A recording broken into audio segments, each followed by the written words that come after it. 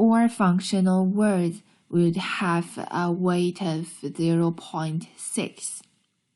Or function is the value of functional words. And then evaluative words would have weight between 5 to -5.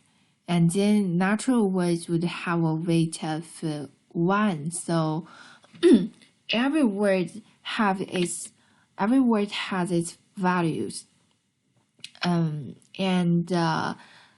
For example, if it is functional words, the value is 0.6, and if it's evaluative words, it may have different values based on the word itself.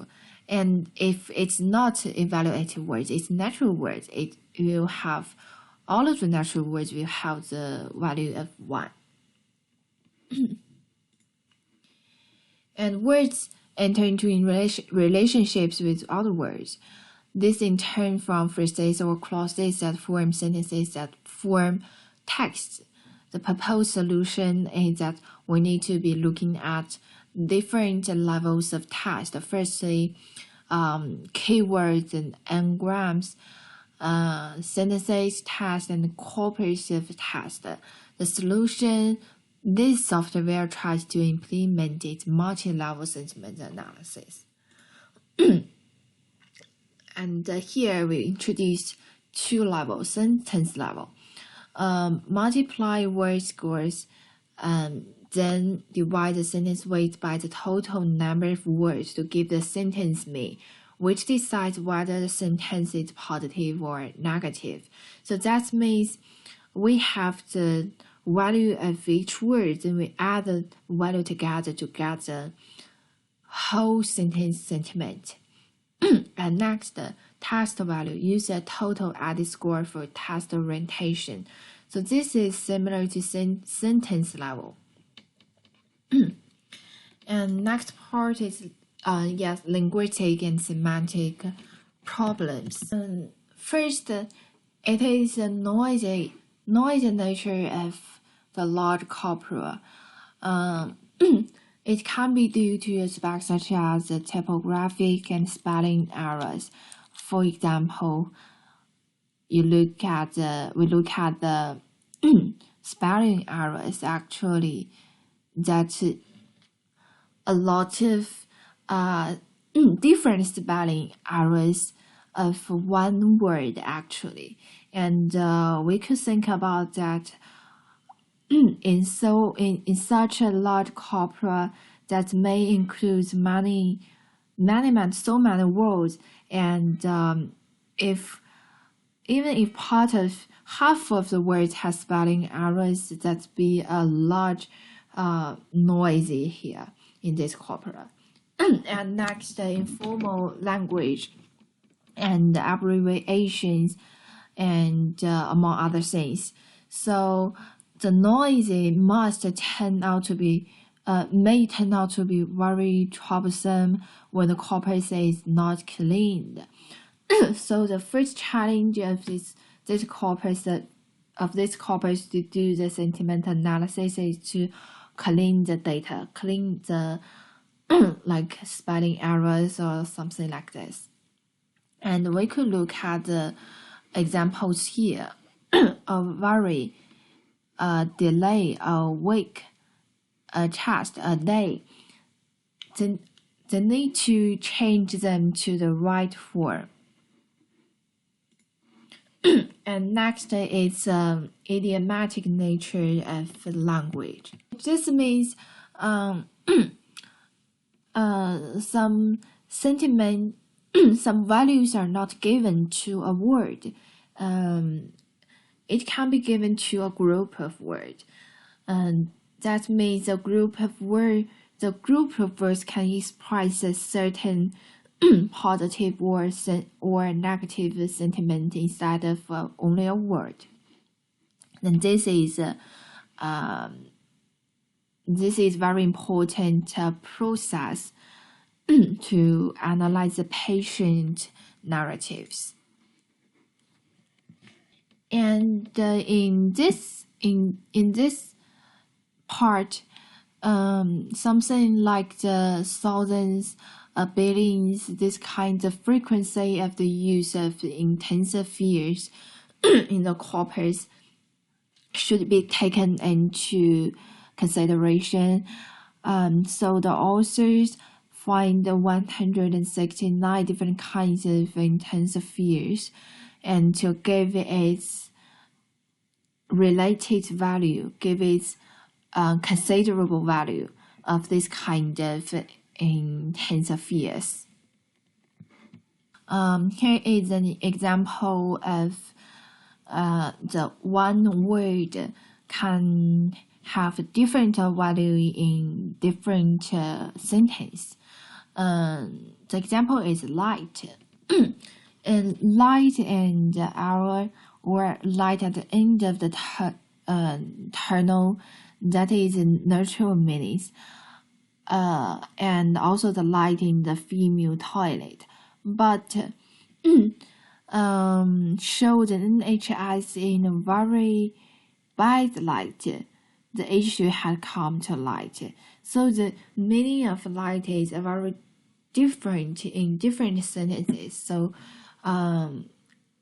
when we ask the computer to do the sentiment analysis, we need to look at our corpus and find this kind of word to give it a reliable value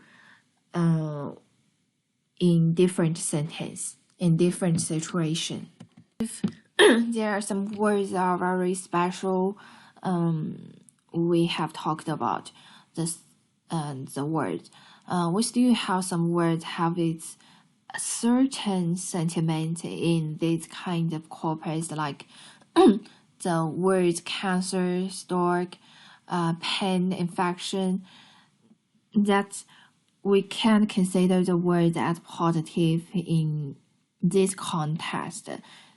And also some words like care, caring, comfort, recover, sensitivity, support, like this kind of words are obviously positive words in the patient feedback, patient's narratives. For this corpus, because the patients in hospital are being cured, so their health is improved. Some words like decline, decrease, diminish, drop, lessen, reduce, remove, this kind of words, and that is reduce the distress rule. But something like add, build up, enlarge, expand, grow is increase the distress. So if this kind of words occurs in the sentence, the sentiment of the sentence should be considered very carefully because it may change the sentiment of this sentence. Last part, conclusions and future research. Before we go into the last part, I like to discuss something. I choose this paper because it provides a very concrete content about how to do the sentiment analysis when we have the data, when we have a corpus. That it is different. It's not a process that we have the software, then we could do. We have the dictionary. We could do the same things or the corpus. Before we do the sentiment analysis, we could know much about our corpus and to design a specific dictionary for our own corpus, like what kind of words are special in this corpus, what kind of phrases we need to look at. So it gives us a very concrete process, how to do the sentiment analysis, how to consider the sentiment for each word and the sentiment for each sentence. So that's why I think the third part of this paper is very important. Conclusion. Knowing the linguistic data in the corpus is the first step to successful analysis effort. This means that the first step in an analysis effort is to establish consistent process to clean the linguistic data. So, no matter what kind of purpose of our research, we need to know our data firstly. And there are linguistics and semantic problems that should not be underestimated. In this article, these problems have categorized into three groups: the noisy nature of large corpora, the idiomatic nature of language, and the nature of language in the clinical domain. Despite the linguistic difficulties involved, tests are very rich data and there are potentially enormous benefits from this kind of research.